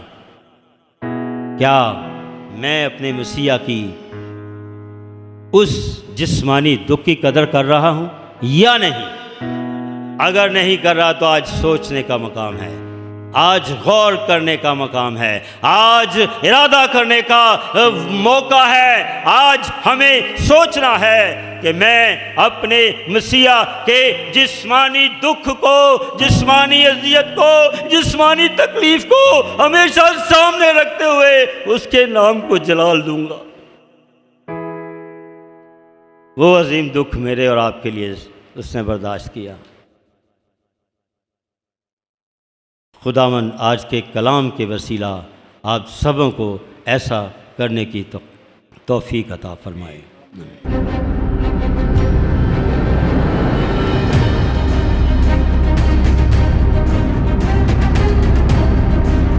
फिर वो अपनी माँ का ख्याल रख रहे हैं, रिश्तों को निभा रहे हैं, अपने शागिर्दों के लिए जिन जिन लोगों ने उनके लिए परेशानी का बायस बने। यहूदा इस्करियोती के लिए यीशु मसीह ने माफ़ी की दुआ की है। फिर यीशु मसीह ने उन रूमी सिपाहियों के लिए दुआ की है, माफ़ी की दरख्वास्त की है। अगर यीशु मसीह माफ़ी की दरख्वास्त ना करते तो आज डाकू जो है सलीब पर लटका हुआ वो जन्नत में ना जा सकता। इसी तरह खुदावंद यीशु मसीह ने चाबी लगाई है जन्नत के दरवाजे को। तो फिर यीशु मसीह ने डाकू से कहा है कि तू आज ही मेरे साथ फिरदौस में होगा। इसी तरह यीशु मसीह आज कह रहे हैं कि तमाम हुआ, वो तमाम बातें जो उसके लिए लिखी गई थी कलाम मुक़द्दस में, वो आज तमाम हुई हैं। यीशु मसीह का 53 बाब, यशायाह नबी की 53 बाब में हम पढ़ते हैं तो पूरा बाब 12 आयत तक मुश्तमिल है। उसमें लिखा हुआ है यीशु मसीह मारा गया, उसने अपना मुंह ना खोला, जिस तरह भेड़ अपने बाल कतने वालों के लिए के सामने और बर्रा अपने ज़िबा करने वालों के सामने खामोश है, बेज़ुबान है। इसी तरह यीशु मसीह हर बात में खामोश रहा। लोग उसे लान तान करते रहे, परेशान करते रहे, लेकिन यीशु मसीह ने मुंह नहीं खोला। आज यीशु मसीह कह रहे हैं कि तमाम हुआ, वो कुर्बानियाँ, वो जो कुछ यीशु मसीह के हक़ में पेशन गोइयाँ लिखी हुई थी वो भी तमाम हो गई।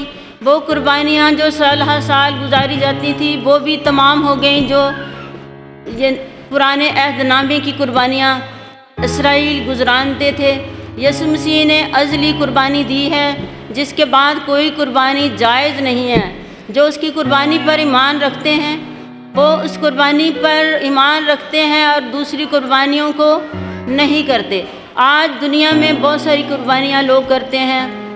हमारे बहन भाई जो हैं कुर्बानी पर यकीन रखते हैं, लेकिन हम उस कुर्बानी पर यकीन क्यों नहीं रखते कि हमारा अज़ली बाप जो उसने हमारे से मोहब्बत किया, अपने बेटे को कुर्बान किया हमारे लिए, तो हम उस कुर्बानी पर यकीन रखते हैं। इसलिए आज यीशु मसीह ने वो तमाम बातें जो उसकी हक़ में लिखी गई थी तमाम की हैं। उसने किसी को भी ऐसा नहीं छोड़ा कि किसी बात को उसने रद्द किया हो। बाप की किसी बात को रद्द नहीं किया, उसने बाप की फरमानबरदारी की है। जिस सलाही मकसद के लिए यीशु मसीह दुनिया में आए थे, यीशु मसीह ने उस सफ़र को पूरा किया, अपने माँ बाप की फरमानबरदारी की। 3.5 साल उसने बाप की फरमानबरदारी की और आज वो इलाही मिशन पे आखिरी सफ़र में गामज़न था। यीशु मसीह ने आखिर तक हमारे लिए दुआ की है, अपने लोगों के लिए दुआ की है, सताने वालों के लिए दुआ की है और उन सारी बातों को तमाम किया जो उसके हक़ में लिखी गई थी। आज उसने वो कहानत की लड़ी को भी ख़त्म कर दिया जो साल हर साल लोग गुजरानते थे, हैकल में कुर्बानियाँ देते थे। आज यीशु मसीह ने कहा तमाम हुआ। वो सारी बातें यीशु के हक़ में जो लिखी गई थी तमाम हुई हैं। आज हम उसकी कुर्बानी पर यकीन रखते हुए तमाम जो कुछ हुआ हमारे लिए, हमें पता है हमारे लिए क्या तमाम हुआ है।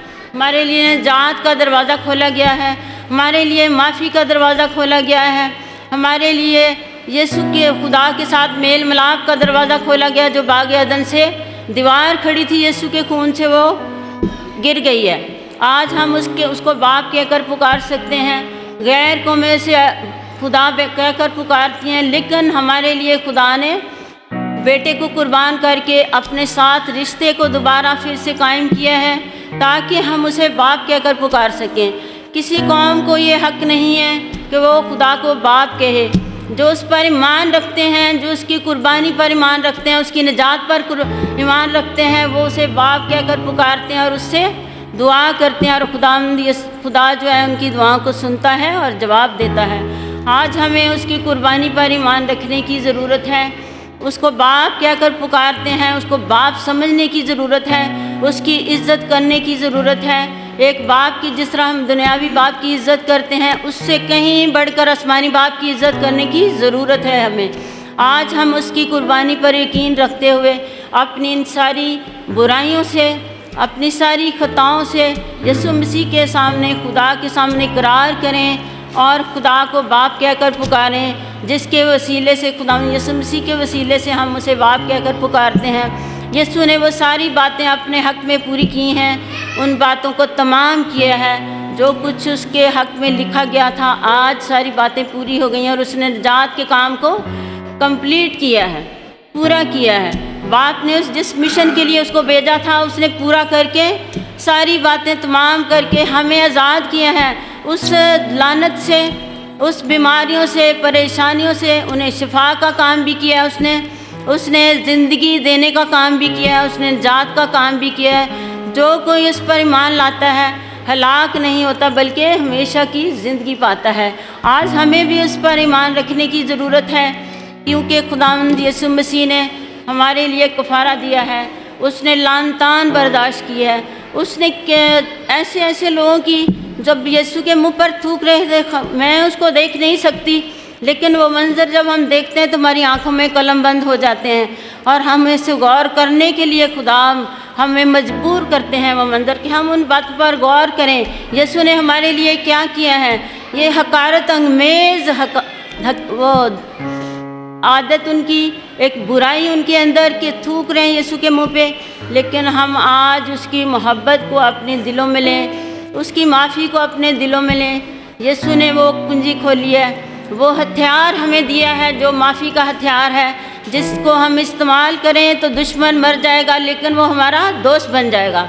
यीशु मसीह हमारे लिए राह मशल है।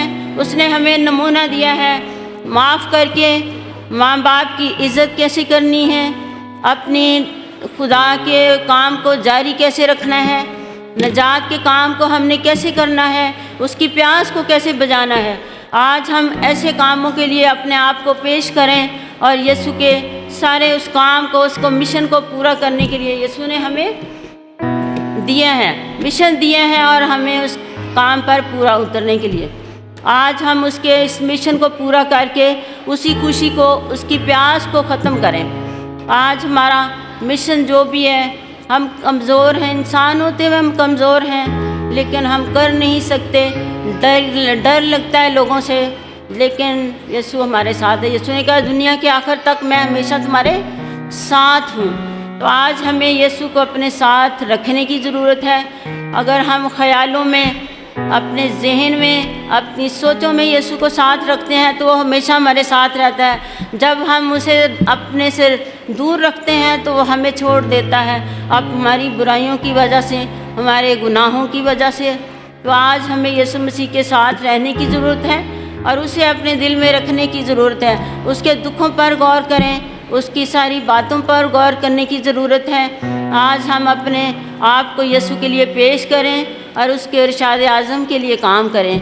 जो उसकी प्यास है उसे ख़त्म करें, उसे बुझाएं। यीशु की यही प्यास थी कि मेरा काम दुनिया के आखिर तक चलता रहे और लोग निजात पाएँ, कौमें निजात पाएँ, हर एक घुटना यीशु मसीह के आगे झुक जाए, खा आसमानियों का हो, खा ज़मीनियों का हो।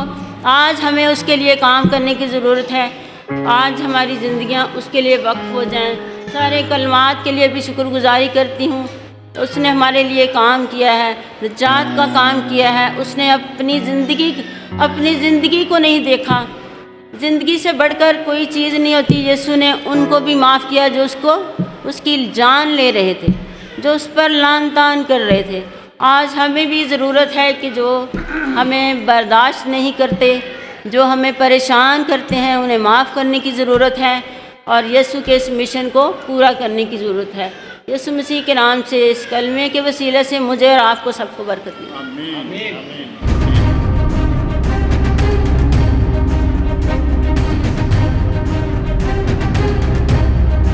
नंबर 1, ज़बूर नंबर 119 उसकी आयत नंबर 164 में बुजुर्ग दाऊद कहते हैं, मैं दिन में 7 बार तेरी सताइश करूंगा। इसलिए कि 7 का अदद कामलियत का अदद है। 6 दिन खुदा ने इंसान के लिए काम किया ताकि इंसान के लिए जो जो कुछ बेहतर, जो जो कुछ फ़ायदेमंद है उसे खलक करे। लेकिन 7वां दिन खुदा ने अपने लिए कि ये खुदावंद तेरे खुदा का सब्बत है, इसमें तू सारी दुनिया से, सारी दुनिया के कामों से अलग होकर अपने खुदा के साथ मिलाप करना, अपने खुदा की रिफाकत, अपने खुदा को, उसकी रिफाकत को दुनिया की बड़ी से बड़ी खुशी पर तरजीह देना। और खुदा का अदद 7 अदद कहा जाता है। 6 अदद इंसान का है और ये जो 666 है, ये 3 जब मिलेंगे, एक मजहबी शख्स, एक फौजी शख्स और एक सियासी शख्स, जब इन तीनों का एजेंडा एक होगा तो 666 का दौर होगा, 666 की हुकूमत होगी। लेकिन यीशु मसीह 6 में फतह पा गया है। वो हर तरह के सियासतदानों जैसा, इफ्सियों के खत में भी लिखा है, जैसा भाई ने कुलसियों के खत के अंदर से भी पढ़ करके उसने इख्तियारात और हुकूमतों को अपने ऊपर से उतार फेंका और एक बड़ा जोशीला जुमला लिखा है, उसने इनका बरमला तमाशा बनाया। याद रखिए, मौत का इख्तियार इंसान पर यानी जिस्म पर है। 6 तक मौत का इख्तियार है, लेकिन मेरे यीशु का मौत को हराकर दोबारा जिंदगी देने, दोबारा जिंदा होने और अबदी जिंदगी देने पर है।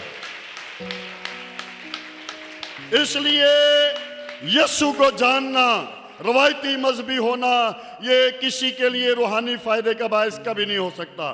मत्ती की इंजील के 7 बाब की 21, 22, 23 आयात को अपने तौर पर हम स्टडी करें, लेकिन यीशु मसीह को जानना, उसको पहचानना और उसके साथ जिंदगी गुजारना किसी भी इंसान के लिए फायदेमंद हो सकता है। फिर इसके साथ साथ ये कलमा जो है, ये इत्मीनान का कलमा है।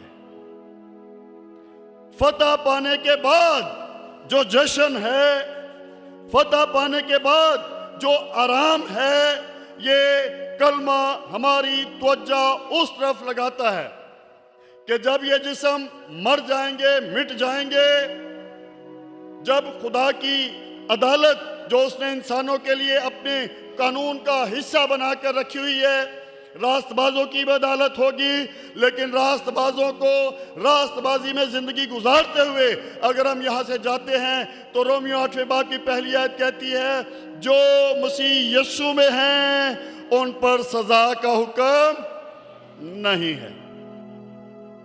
उनके लिए अजरे अजीम और ऐसी इज्जत कि ज़मीन पर इंसान उसका तसव्वुर भी नहीं कर सकता, अगर तसव्वुर कर भी ले तो उसे हासिल नहीं कर सकता। हम जितने यहाँ बैठे हैं, कभी हमें यह तजर्बा हुआ है कि फरिश्ते हमारी इज्जत करने के लिए जाहिर हुए हों? मुझे कम से कम ये तजर्बा नहीं है। लेकिन जो मसीह को जानकर, पहचान कर, उसके साथ जिंदगी गुजारते हुए इस बदन से फारिग होंगे, फरिश्ते कहेंगे, लिखा है पतरस रसूल कहते हैं, बड़ी इज्जत के साथ ऐसे लोग खुदा की बादशाही में दाखिल होंगे और खुद यीशु मसीह जैसे स्टिफनेस की इस्तकबाल के लिए, जैसे स्टिफनेस की इज्जत अफजाई के लिए खुदा बाप के दाहिने हाथ से खड़ा होकर उसे आसमान की बादशाही में, आसमान में वेलकम करता है, ऐसे ही यीशु कहेगा, आए, ये याद रखिए ये अल्फाज यीशु के अपने हैं, आए मेरे बाप के मुबारक लोगों, जो बादशाही तुम्हारे लिए ये अदालत का मंजर है। अदालत में ये रास्तबाजों की अदालत जब होगी तो क्या होने वाला है? जो बादशाही तुम्हारे लिए बनाए आलम से तैयार की गई है उसे मिरास में, इसलिए रास्तबाजों की अदालत होगी। लिखा है खुदा अदालत का काम अपने घर से शुरू करेगा और उसका घराना पुराने अहद में इस्राएल को समझा जाता था और वो थे भी, लेकिन अब कलीसिया, जिंदा कलीसिया, जलाली कलीसिया, मसीह में जीने वाली कलीसिया जो है वो इस्राएलियों से आगे बढ़ गई है। इसलिए कि यीशु मसीह जिस्म के तौर पर इस्राएलियों में से था, लेकिन कलीसिया रूह के तौर पर उसका बदन है, उसकी ज़ात का हिस्सा है, उसकी शख्सियत का हिस्सा है। इसलिए ज़मीन पर खुदा की निगाह में जो मकाम कलीसिया का है वो किसी नबी का नहीं है। जो मकाम ज़मीन पर, मैं ज़मीन की अभी बात कर रहा हूँ, जो मकाम खुदा की निगाह में कलीसिया का है वो किसी नबी का नहीं है। इसलिए कि कलीसिया महज हम इंसान नहीं हैं, हकीकी कलीसिया मसीह का बदन है, और जितना अजीज, जितना मोतबर खुदा को यीशु है कोई और हो नहीं सकता। तो ये इत्मीनान का कलमा है कि जब हम मसीह की तालीमात, जब हम मसीह के ज़ात में हिस्सेदार होते हैं तो हमारे अंदर एक इत्मीनान आता है, हमारे अंदर इत्मीनान आता है। जैसे पौलुस रसूल कहता है, मेरे लिए एक ताज रखा हुआ है, और वो सिर्फ मेरे लिए नहीं है, खुदा उन सब को देगा जो मसीह के ज़हूर के आरज़ूमंद हैं। इसलिए खुदा के लोगों, ये कलमा हमें अबदी बातनी इत्मीनान से मामूर, लबरेज और सरशार करने का सबब है कि इस कलमे में, छठे कलमे में यीशु ने फतह का ऐलान किया, लेकिन इस कलमे में यीशु मसीह ने अपना इत्मीनान, जिसका उसने सातवें कलमे में बयान किया है और जिसका उसने पेशकश की, मैं अपना इत्मीनान तुम्हें दिए जाता हूँ। इसलिए रास्तबाजों को इत्मीनान की ज़िंदगी गुजारने के लिए खुदा की तरफ से बरकत है, फजल है। और इसके साथ साथ इस कलमे में हम, चूंकि जहां भी सातवां कलमा बयान किया जाता है, पहले कलमे से सातवें कलमे तक का सफ़र जो है वो मुख्तसर एक एक दो जुमलों में किया जाता है। मैं, चूंकि ये ईद क़यामतुल मसीह है और क़यामत उसकी होगी जो पहले मर चुका है। क़यामत का मतलब है मुर्दों का जिंदा होना, लेकिन सच ये है कि कुरान पाक में लफ्ज़ है सूरह अल इमरान, उसकी ये तीसरी सूरत, उसकी 55 आयत में मुतवफ़िका, जिसका खालिस्तन मतलब ये है, अल्लाह ईसा से कह रहा है, मैं तुझे मौत देने वाला हूँ और फिर जिंदा करके अपनी तरफ उठा लूँगा। और एक से ज़ायद जगह पर यह लफ्ज़ मुतवफ़िका जो है वो इस्तेमाल हुआ है। खैर, जिस नुक्ते की तरफ मैं आना चाहता हूँ वो ये है कि यीशु मसीह का बतौर कफ़ारा अपनी जान कुर्बान करना, ये इंसान की आक़िबत के लिए, इंसान की अबदियत के लिए नहायत ज़रूरी था, और यीशु मसीह ने इस ज़रूरी काम को किया। यीशु ने क्यों किया? उसकी दो वजह। यीशु ने क्यों किया? उसकी दो वजह। पहले नंबर पर यह है कि जितने आदम और हवा से पैदा हुए वो उनका असर अपने अंदर लेकर पैदा हुए, लेकिन ये खुदा के इरादे, खुदा के मंसूबे, खुदा जैसी कुदरत, खुदा जैसा इख्तियार, खुदा जैसी पाकीज़गी के साथ पैदा हुआ, जिसकी पाकीज़गी का इतराफ़ दुनिया की हर मजहबी किताब करती है। हर मजहब की किताब यीशु मसीह की पाकीज़गी का एतराफ़ करती है। तो इसके अलावा कोई कुर्बानी खुदा को कबूल और मंजूर ना थी, इसलिए उसने कहा मैं आया हूं, मेरी बाबत तेरी किताब में लिखा है, मैं अपनी जान कुर्बान करूंगा ताकि बतेरों को मैं बचा लूं। तो वो नस्ल इंसानी को बचाने के लिए आया। उसने पहले 3 कलमात जो हैं वो इंसानों के लिए कहें। पहला कलमा उसने ऐसे लोगों के लिए जो अक्लों के अंधे, गफलत में या जानबूझकर गुनाह करने वाले हैं, उनके लिए माफ़ी का ऐलान। दूसरा कलमा उसने ऐसे लोगों के लिए जो निजात के मुतलाशी हैं, जो निजात के आरज़ूमंद हैं, उनके लिए कहा। तीसरा कलमा उनके लिए जो उसके साथ वफादार हैं, जो हर हाल में उसकी कुर्बत में रहते हैं, उनके लिए फिक्रमंदी का इजहार करते हुए कि तुम अपनी फिक्र ना करो, तुम्हारी फिक्र मुझे है, मुझे तुम्हारी फिक्र है। और फिर चौथा कलमा जो है ये दरमियानी है, और यीशु मसीह खुदा और इंसान का दरमियानी है। और वो दरमियानी इसलिए है कि उसने कफ़ारा दिया, वो कफ़ारा देने के लिए आया, वो कफ़ारा देने के काबिल था। तो खुदा और इंसान का दरमियानी कफ़ारा है, यीशु मसीह के सलीबी कलमात का दरमियानी कफ़ारा है, और कफ़ारा यीशु ही दे सकता था, और यीशु ही का कफ़ारा खुदा को कबूल था, किसी और का खुदा कबूल नहीं कर सकता। फिर इसके बाद जो 5वां कलमा है ये इस बात का ऐलान करता है कि यीशु मसीह बेशक इलाही ज़ात का हिस्सा है, लेकिन वो जिस्म में है। और मैं इस पर गौर कर रहा था कि जो कुछ 3 लोगों को मसलूब किया गया, लेकिन जो कुछ यीशु के साथ हुआ बाकियों के साथ नहीं हुआ। कहीं किसी किताब से कोई रेफरेंस मिलता है कि इन 2 डाकुओं को भी कोड़े लगाए गए? मुझे नहीं मिलता।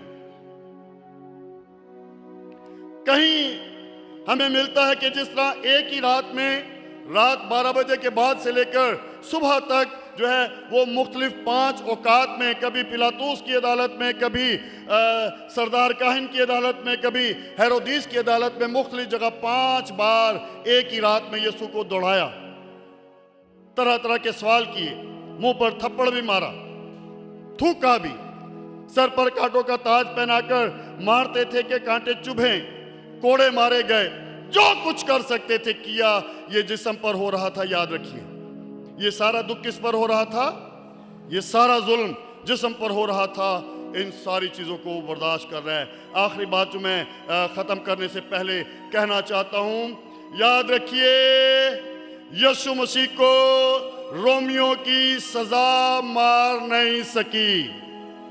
जितनी सज़ा उन्होंने देनी थी उनकी सज़ा से यीशु नहीं मरा। उसके बाद यहूदियों की सारी चाल, जो कुछ वो कर सके उन्होंने किया। उनकी सियासत भी यीशु को मार नहीं सकी, कोड़े मार नहीं सके, कलवरी तक का सफर मार नहीं सका, भूख और प्यास मार नहीं सकी, इसलिए कि उसका कहना है मेरे पास जान देने का भी इख्तियार है और वापिस ले लेने का भी इख्तियार है। सो ये उन दोस्तों के लिए एक पैगाम है जो सवाल करते हैं कि अगर ऐसा था तो वो मारा क्यों गया? तो वो मारा इसलिए गया कि उसे कोई मार नहीं सका, ना सज़ा, ना इख्तियार, ना मार, कुछ भी मार नहीं सका, इसलिए कि उसको मारने की किसी के पास हैसियत और इख्तियार ही नहीं। उसको मारने का किसी के पास हैसियत और इख्तियार ही नहीं है। वो बरमला सलीब पर फतेहमंदी का शादियाना बजाते हुए मैं इसको मंसूब करता हूँ यीशु मसीह से, जो बात पौलुस रसूल पहले कुरिन्थियों के 15 बाब की गालबन 51 आयत में कहता है कि 57 आयत में कि आए मौत तेरा डंक कहां रहा। और फिर कहा गया है मौत फतह का लुकमा हो गई। छठे कलमे ने मौत को हमेशा के लिए मार दिया है। Hallelujah, hallelujah, hallelujah. और मौत को मारने के बाद जो फतेह का शादियाना यीशु ने बजाया, उसके बाद इत्मीनान से कहा, आए बाप, मैं अपनी रूह तेरे हाथों में सौंपता हूं। और उसने जान दे दी ताकि जो जो उस पर ईमान लाए, इन कलमात की बरकत से अब उन्हें जान ना देनी पड़े, बल्कि वो हमेशा की जिंदगी हासिल कर लें। और हमेशा की जिंदगी सिर्फ सलीब से मिलती है। हमेशा की जिंदगी सिर्फ सलीब से मिलती है। यीशु मसीह ने सलीब पर इलाही तबादला किया। उसने गुनहगार के गुनाह ले लिए, और जब खुदा ने उसके गुनाहों पर नजर की तो कहा, आए खुदा तूने मुझे, उसने इलाही तबादला किए। मेरे और आपके गुनाह उस पर थे और बाप ने उसे छोड़ा, लेकिन बाप की अदालत का ये तकाजा था कि वो गुनाह को देख। फिर उसके बाद जब कफारे का काम, हैकल का पर्दा फाड़ दिया है, जुदाई की दीवार ढा दी है, और दाऊद उस वक्त कहता है कि मैं दिन में 7 बार तेरी सताइश करूंगा। अब हमारे लिखा है कि हमेशा हर वक्त रूह में दुआ करते रहो। इसलिए खुदा के लोगों, सलीब के पैगाम को, सातों कलमात को जो है, उनका जो फ़र्क असर है, उसने अपनी ज़िंदगी में लें। और जब पहले 6 कलमात का असर हम ले लेंगे, तो फिर इत्मीनान में हमें मौत का डर नहीं होगा। मौत का डर नहीं होगा। एक बहन, उसके जिंदा उसे दफन किया जा रहा था, और उसके शौहर को जो है वो कहा जा रहा था मसीह का इनकार कर दे, नहीं तो तेरी बाल बच्चों को जिंदा दफन कर दी जाए। वो कहती है जितनी जल्दी ये हमें दफन करने में करेंगे, उतनी जल्दी हमारा यीशु से मिलाप हो जाएगा। हमें मौत की परवाह नहीं है, हमें मौत की परवाह नहीं है। मेरे लिए भी, अपने लिए भी कहूँगा, और आपके लिए भी 7वां कलमा कहता है कि हम खुदा के इत्मीनान को ज़्यादा से ज़्यादा अपने लिए हासिल करने की तलब अपने अंदर पैदा करें। आइए सरों को झुकाएं।